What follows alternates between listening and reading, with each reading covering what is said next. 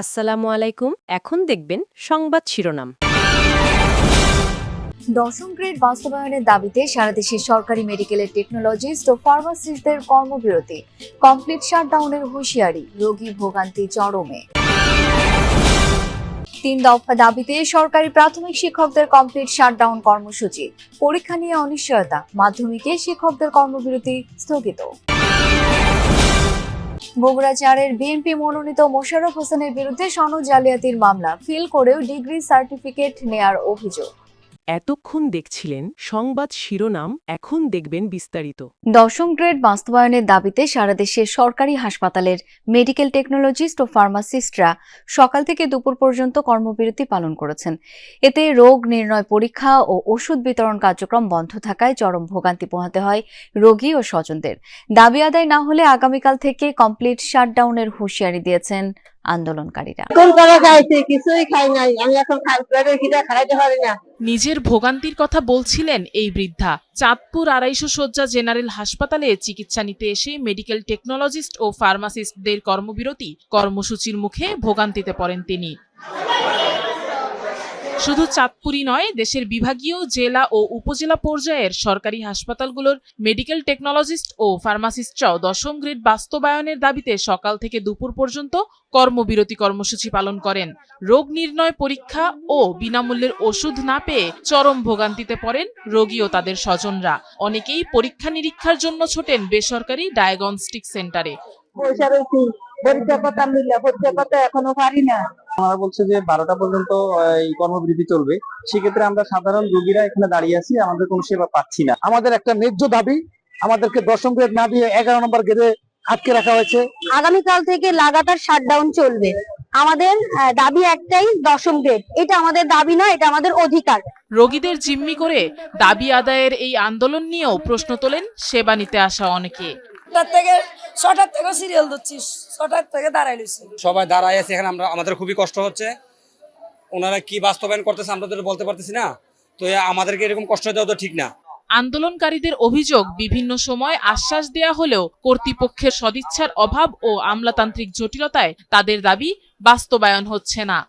সরকারের কাছে উদাত্ত আহ্বান, জরুরি ভিত্তিতে আমাদের এই দশম গ্রেডের দাবি বাস্তবায়ন এবং প্রজ্ঞাপনের মাধ্যমে আমাদের দাবি বাস্তবায়ন করার জন্য বিশেষভাবে অনুরোধ করছি। যদি দশম গ্রেড ইতিমধ্যে প্রদান করা হয়, তাহলে আমরা এই কর্মবিরতি থেকে আমরা চলে যাব, আমরা স্ব কাজে ফিরে যাব। আমাদের এই 4 ঘন্টা কর্মবিরতির পরও যদি সরকারের টনক না নড়ে, আগামীকাল থেকে আমাদের পূর্ণাঙ্গ শাটডাউন, পূর্ণাঙ্গ কর্মবিরতি চলবে। শিক্ষার্থীদের বার্ষিক পরীক্ষার গুরুত্ব বিবেচনায় গতরাতে স্থগিত করা হয় সরকারি মাধ্যমিক শিক্ষকদের কর্মবিরতি।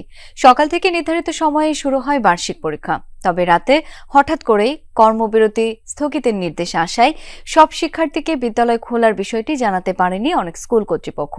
সেসব বিদ্যালয়ে আজ পরীক্ষা না হলেও আগামীকাল থেকে যথারীতি চলবে পরীক্ষা। এদিকে 3 দফা দাবিতে সরকারি প্রাথমিক বিদ্যালয়ে কমপ্লিট শাটডাউন চললেও বিভিন্ন স্থানে দেখা গেছে ভিন্ন চিত্র।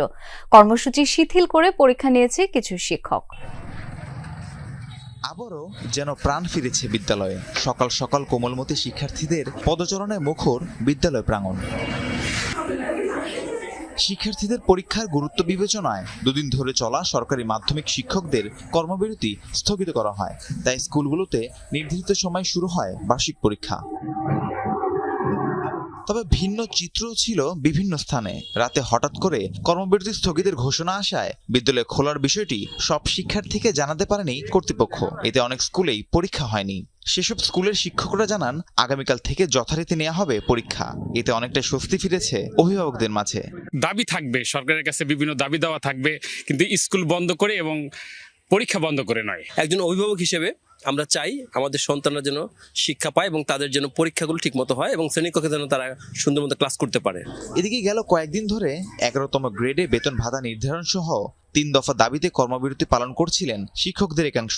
দাবি আদায়ে কমপ্লিট শাটডাউন কর্মসূচি পালন করেছেন সরকারি প্রাথমিক বিদ্যালয়ের সহকারী শিক্ষকরা। এরই মাঝে কোথাও কোথাও অভিভাবকদের সহায়তায় বার্ষিক পরীক্ষা নেন প্রধান শিক্ষকরা। কর্মবিরতি শিথিল করে পরীক্ষায় গার্ড দেন কিছু শিক্ষকও। প্রথম এবং দ্বিতীয় শ্রেণীর মূল্যায়ন নিয়েছি অভিভাবকের সহায়তায়। সমস্যা হয়েছে, তারপর আমার নেতে আমি নিয়েছি। প্রধান শিক্ষক আছেন, তিনি তার তত্ত্বাবধানে আমাদের পরীক্ষা নিয়ে নিচ্ছেন। যেহেতু একটা বার্ষিক পরীক্ষা বাচ্চাদের ভবিষ্যৎ, এজন্য প্রধান শিক্ষক তার নিজ দায়িত্বে, প্রধান শিক্ষক এই আন্দোলনের সাথে জড়িত না, তাদের সংগঠন আলাদা, সেভাবে তার পরীক্ষাটা আমরা নিয়ে নিচ্ছি। শিক্ষকরা বলেন তারা অবিলম্বে নিজ নিজ কর্মস্থল ও শ্রেণীকক্ষে ফিরে যেতে চান, কিন্তু যতক্ষণ পর্যন্ত দাবি মানা না হচ্ছে ততক্ষণ পর্যন্ত কর্মসূচি চলবে। আমাদের 3 দফা দাবি যতক্ষণ পর্যন্ত বাস্তবায়ন না হবে আমরা ততক্ষণ পর্যন্ত কর্মবিরতি এবং সম্পূর্ণ শাটডাউন কর্মসূচি যে আছে আমরা সেই কর্মসূচির সাথে একাত্মতা ঘোষণা করি। এই আন্দোলন কর্মসূচি স্থগিত করা সম্ভব না। এখন এই মুহূর্তে চাই আমরা পরীক্ষার হলে ফিরে যেতে, এই মুহূর্তে এক মুহূর্তে আমরা দেরি করতে চাই না। তারা আমাদের দাবিটার একটা যৌক্তিক কিছু, আমাদের দৃশ্যমান একটা কিছু আমাদের দিক।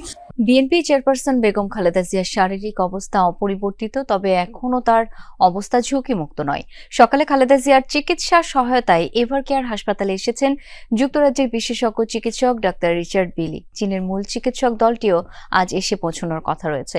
এর আগে মঙ্গলবার দুপুরে খালেদা জিয়ার স্বাস্থ্যের অবস্থা জানিয়ে সবাইকে ধৈর্য ধারণের আহ্বান জানান ব্যক্তিগত চিকিৎসক AZM জাহিদ হোসেন। তিনি জানান বিএনপি চেয়ারপারসনকে বিদেশে নিয়ে চিকিৎসার বিষয়ে সিদ্ধান্ত জানাবে মেডিকেল বোর্ড, এজন্য যাবতীয় প্রস্তুতি নিয়ে রেখেছে বিএনপির পক্ষ থেকে তার দ্রুত আরোগ্যের জন্য দেশবাসীর কাছে দোয়া চাওয়া হয়েছে। দলের ভারপ্রাপ্ত চেয়ারম্যান তারেক রহমান লন্ডন থেকে সার্বক্ষণিকভাবে চিকিৎসার খোঁজ খবর রাখছেন এবং নির্দেশনা দিচ্ছেন। খালেদা জিয়ার শারীরিক অবস্থা অপরিবর্তিত থাকলে দ্রুতই দেশে ফিরে আসবেন তিনি। এদিকে VVIP ঘোষণা দেওয়ার পর বিএনপি চেয়ারপারসনের নিরাপত্তার দায়িত্ব নিয়েছে SSF। গতরাতে হাসপাতালে খালেদা জিয়াকে দেখতে যান সেনা, নৌ ও বিমান বাহিনী প্রধানগণ। গত 23 নভেম্বর থেকে এভারকেয়ার হাসপাতালে চিকিৎসাধীন খালেদা জিয়া। 27 নভেম্বর তাকে CCU-তে স্থানান্তর করা হয়। বিএনপি চেয়ারপারসন খালেদা জিয়ার সুস্থতা কামনায় দেশের বিভিন্ন জায়গায় দোয়া মাহফিল সহ নানা কর্মসূচি অনুষ্ঠিত হয়েছে। দুপুরে টাঙ্গাইলের কেন্দ্রীয় শহীদ মিনারে মাহফিলের আয়োজন করে বৈষম্য বিরোধী ছাত্র আন্দোলন। এ সময় কেন্দ্রীয় বিএনপির প্রচার সম্পাদক সুলতান সালাউদ্দিন টুকু উপস্থিত ছিলেন। অনুষ্ঠানে কোরআন খতম ও 50 জন মাদ্রাসা শিক্ষার্থীদের মাঝে কোরআন বিতরণ সহ খালেদা জিয়ার সুস্থতা কামনা করা হয়।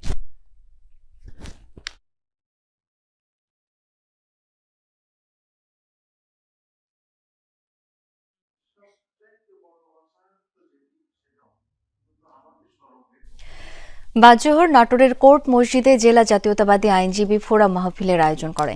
এ সময় আইনজীবী ফোরামের নেতাকর্মীরা ও সদস্যরা উপস্থিত ছিলেন। পরে নেত্রীর রোগ মুক্তির জন্য জনগণকে দোয়ার আহ্বান করেন তারা। পটুয়াখালীর বাউফলে সাবেক প্রধানমন্ত্রী খালেদা জিয়ার সুস্থতা কামনায় গরু জবাই করে মাংস বিতরণ করা হয়। দুপুরে উপজেলা বিএনপির যুগ্ম আহ্বায়ক সামুয়েল আহমেদ লেনিনের বাড়িতে গরু জবাই করা হয়। পরে স্থানীয় এতিমখানা, হাফিজি মাদ্রাসা দুস্থদের মাঝে মাংস বিতরণ করেন তিনি। বিএনপি চেয়ারপারসন খালেদা জিয়ার সুস্থতা কামনায় সুনামগঞ্জে মাহফিল এবং এতিমখানায় খাবার বিতরণ করা হয়। সুনামগঞ্জ 4 আসনে বিএনপির মনোনয়ন প্রত্যাশী অ্যাডভোকেট নুরুল ইসলাম এই কর্মসূচির আয়োজন করেন। এ সময় জেলা বিএনপি অঙ্গ সংগঠনের নেতাকর্মীরা উপস্থিত ছিলেন।